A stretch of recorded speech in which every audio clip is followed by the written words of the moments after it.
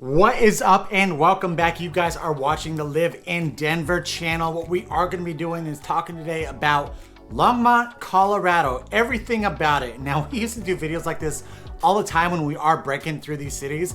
We kind of got away from it a little bit, but I think this is important because we are getting a lot of newer viewers, and Longmont is one of those cities that we really haven't covered that much. So let's go ahead and break into it with the first thing being is the location of Longmont, Colorado. If we are talking about the location, majority of the time we are talking about the location from Denver, Colorado. It's a great reference. You're looking at about a 50-minute drive straight north on I-25 from the heart of Denver into the heart of Longmont. Quick note when we are talking about Longmont though, is when you do get off that highway, we are talking about Highway 119, you've got about 11-minute drive from I-25 over into the heart of that downtown, that old town Longmont. And so when you first get off the exit, it doesn't seem like there's really much there. You know, you got St. Vrain Park right on the north side of the highway, and you're like, wait, is this? I don't see a town here. I don't see a city here. Where are you bringing me right now? So you're looking at about a 40-minute drive to that exit, and then like I said, about a 10 to 11-minute drive over into the main portion of Longmont. Another quick note on this is that a lot of people who are looking into Longmont is because they are either working in or want to take advantage of Boulder because it is so close to Boulder, Colorado. Like, you know, I don't want to pay those prices over in Boulder, or I do not want to live in Boulder, but I'd like to take advantage of Boulder. So Longmont seems like it'd be a great option for me. So if we are talking about a commute from Longmont over into Boulder, Colorado, you're looking at about a 27-minute drive from Longmont over into Boulder. The second thing that we are going to be breaking to is how large is Longmont, right? What is the population of Longmont? It's a little bit over 98,000 people, and since 2020 it is actually declined in population 0.75%. It doesn't seem like it's really that much, and usually when I see any of these numbers, when we are talking about population, if it's under 1%, I'd say more than anything it's just level, but we are seeing that trend where it is kind of going downwards a little bit in regards to population. Another great thing that we can talk about with Longmont is the average household income. Average household income in Longmont is $110,057, so a little over $100,000. That is what your average household income is in Longmont, Colorado. And then the last thing I wanted to cover on this topic is that median age. You kind of want to know what the age group is going to be if you are relocating into the city.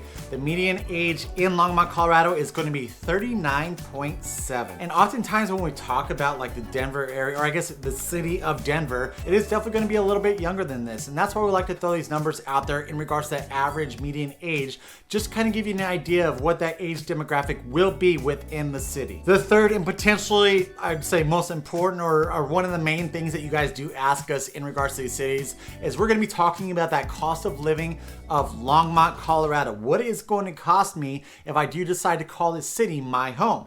What we like to do is use that cost of living index where 100 is your national average. If it's above that, it's more expensive than your national average. And if it's below it, it's going to be cheaper than your national average. On top of that, I am also going to be comparing this to Colorado as a whole. So breaking it down even further outside of just your national, where does it rate in regards to Colorado as a whole when we're talking about this cost of living index? The first number is going to be your overall number. So we're grouping all these different cost categories into one.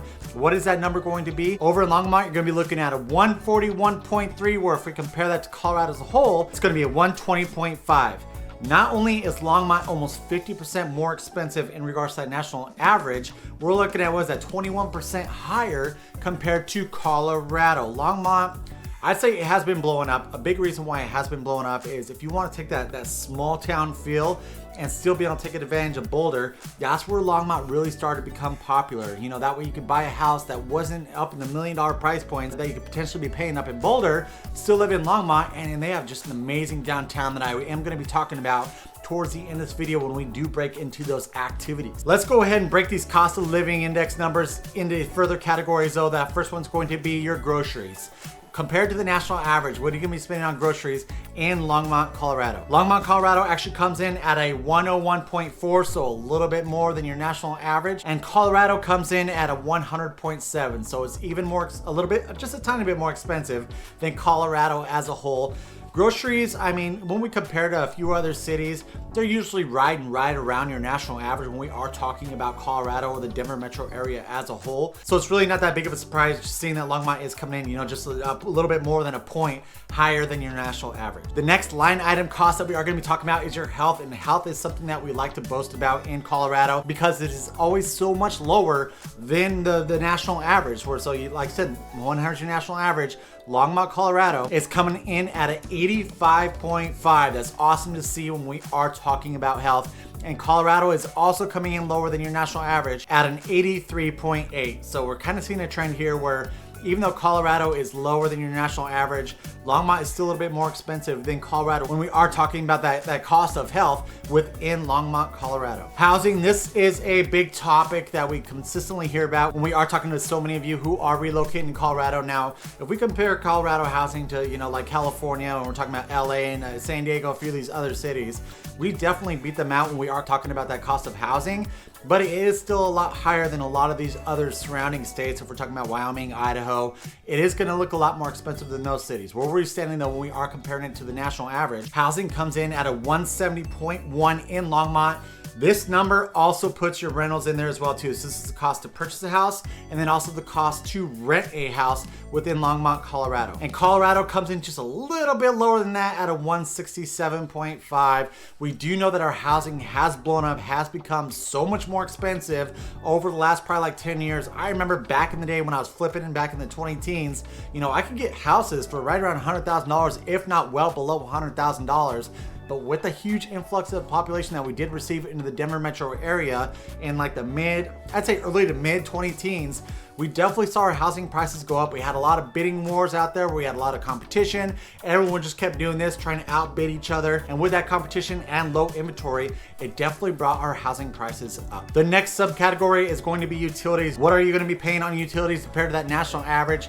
In Longmont, Colorado, it actually comes in at a 98.2. So we're just a little bit below the national average talking about utilities. And then Colorado comes in at a 98.4. So Longmont is just slightly 0.2 points cheaper than Colorado as a whole when we're talking about these utilities. But it's good to know that when we are talking about utilities, it is going to be a little bit cheaper than your national average. This is an interesting one. The next line item is going to be transportation. So transportation cost of living index in Longmont, Colorado is going to be a 92.5. And you're like, that's nice. That's not bad.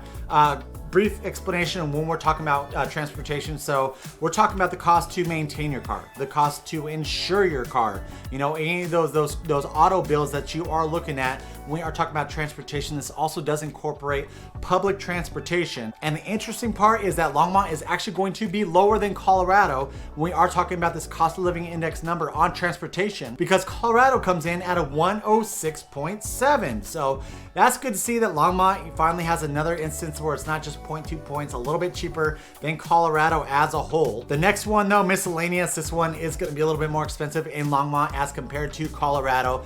For your miscellaneous, we're talking about your restaurants, your boutiques, the cost to go out and eat with your family and all those great things. Longmont, Colorado cost of living index for miscellaneous is going to be a 155, where Colorado is going to be a 120.4. I will tell you that Longmont has done a great job about bringing these small business owners who are opening these amazing restaurants where it's all about, pretty much garden to table.